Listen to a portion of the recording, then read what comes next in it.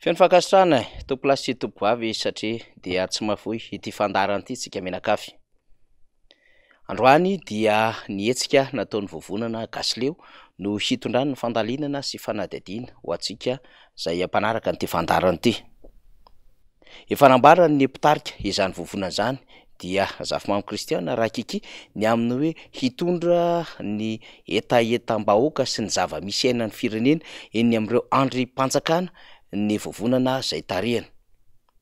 Raha nokasaina ho an'ny fiandohan'ity herinandro ity izany dia tamin'ity androany ity vao tanteraka nihetsika. Nanova-paikady satria nahita ny zava-misy tamin'ny sabotsy teo izy ireo ka nijery tsara ny amin'ny handrindrana izany tolona ho an'ny vahoaka malagasy izany. Zay nambara teny am-piandohanana ho an'ny vovonana gasy leo ny amin'ny hoe tsy fanekena ny fiakaran'ny vidim-piainana sy ny fahoriana mahazo ny vahoaka malagasy ankehitriny. Izany fahoriana mahazo ny vahoaka malagasy zany dia saika iaraha mahita manerana ny tanin'ny repoblika ny Madagasikara amseho amin'ny endriny maro samihafa. Tsy ho tanosaintsika intsony ny amina hoe de inona ny zava-misy mitranga any misehatra rehetrarehetra any fa efa saika nambara isan'andro na tamin'ny fandarina miara-manonja na tamin'ity fandarina zany malaza ity. Fa ny amin'ny androany ny horesantsika dia hoe nitondra ny taratasy teo anivo ny fitsarana avo momba ny lalam-pandrenana ny gasy leo. Fikambanana izay mahery ny 2.7 no mivondrona ao anatin'izany gasy leo izany. Ka ny hevitr'ireo vahoaka eny fotony, ny hevitr'ireo vahoaka izay menomenona amin'ny tambajotitra sosialy, ny hevitr'ireo vahoaka izay tsy afaka miteny na eny amin'ny tambajotitra sosialy na amin'ny alalan'ny fahitalavitra sy ny radio no nakapoka izy ireo tao anatin'izay taratasy lehibe izay misa pejy maromaro zay.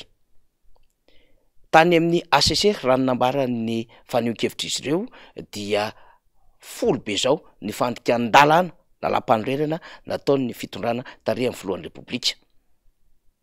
Raha ny nambara dia hoe misy ao anatin'ireo ny fanodikodonam-bolam-panjakana, ny fanendrena tompon'andraiki-panjakana ambony tsy mifanaraka ny lalam-pandrenana, ny fanapahan-kevitra rehetrarehetra izay manosiosy ny zoma olona sy ny fahalalahana iteny ary ny demokrasia sy lafin-javatra maro samihafa.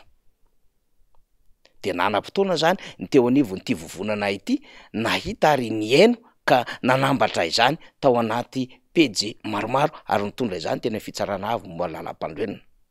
Hatreto dia andrasana fantatra ny hevitry ny tompon'andraikitra izay mpiaro sy mpia izany lalam-pandrenana izany na ny gardien de la constitution de ny ACC. Izy ireo tokoa no vovonana izay ediny lohany ary tompony teny farany raha toa ka misy ny fandikana sy ny fanaovana tsinitsinina n'izany lalam-pandrenana izany. Ny lalam-pandrenana manko no fototra hijoroan'ny repoblika ka izany lalam-pandrenana izany dia tandrovona tahaka ny anak'Andriamaso araka ny fianianana nataon'ny filohan'ny repoblika tamin'ny fotoana nanaovan'ny fianianana handraisana mialoha ny fahefana. Ka nahitan'izy ireo fa fandikan-dalàna miverimberina folo be zao no nataon'ny fitondrana. Zava-doza eo anatrehan'ny repoblika zany sy ny vahoaka malagasy nanaovana fianianana. Ary raha raisina ny tantara ny fandimby tany amin'Andriamatoa Zafy Albert na tany amin'Andriamatoa Hery Rajaonarimampianina izay niaran'ny empêchement sy ny mise en accusation teo anivon'ny anteny meram-pirenena izay nivadika des sciences dia fandikan-dalàna lalam-pandrenana ray na roa no nanenjehana an'ny Andriamatoa Zafy Albert sy Andriamatoa Hery Rajaonarimampianina. Fa raha ity taratasy izay nataon'ny gasy leo ity fandikan-dalàna mpanorenana folo be zao no hitan'izy ireo dia efa azo lazaina izany fa bomba be eo anatrehan'ny lalàna. Ary eo anatrehan'ny ACC izay handinika izany de mila misaina pitoniana tsara ny amin'ny feon'ny fieritreretana sy tena fandikana sy famakina ny lalàna tsy misy interprétation politika. Ny fitakina nataon'ny gasy leo moa zany dia amin'ny hoe engane ka tsy hisy intsony zany hoe azo raisina fa tsy mitombony zany zay nanara-tsendrika ny ACC teo aloha sy ny fomba mampanaoany. Nanome herinandro ho an'ny ACC ny gasy leo mba ahafahany ny eo anivon'ny fitsarana avo momba ny lalam-pandrenana mamaly ity fampahafantarana ho an'ny fandraisana andraikitra nataon'izy ireo ity. Ankoatran'izay de maro ireo fikambanana no niantsoantso tamin'ny alalan'ny pankarta zay nentin'izy ireo ny amin'ny tsy fahazakana vidim-piainana, ny amin'ny tsy fahazakana ny délestage, ny kolikoly, ny fandrobalana arem-pirenena, ny fampitehana ny orinasam-bahoaka, ny tsy fahafahana miteny, ny fisian'ny didy jadona, tsy fisian'ny demokrasia sy ireo endriny maro samihafa ka mamotika izany zo fototra ananany vahoaka sy ny olom-pirenena tsirairay avy izany. Andrasana zany hatreto ny herinandro zay nomeny ny teo anivon'ny Gasileo hahafahany ny ACC mamaly izany fampahafantarana sy tokony fandraisana andraikitra ataon'izy ireo zany. Marieny Antonina fa teny am-piandohana de nitaky ny fametraha-pialana ny filohan'ny repoblika ity vovonana zay hitambarana fikambanana roa amin'ny fitopolo ity.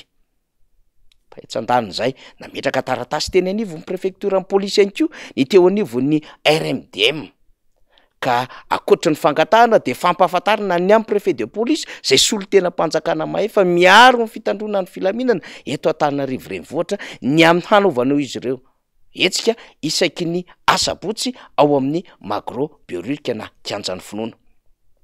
Samy andrasana avokoa zany valiteny rehetra izany ary amaritra indray ny hoavy politika sy ny lafin-javatra rehetra zay tena hirosona ny natin'izany fanehoan-kevitra sy ny fahafahana ho an'ny vahoaka malagasy. Mitosy mihetsika ny rehetra amin'izao fotoana izao satria ao anatiny tsy fahazakana intsony ny fomba fitantanana sy ny fomba fitondrana ny firenena.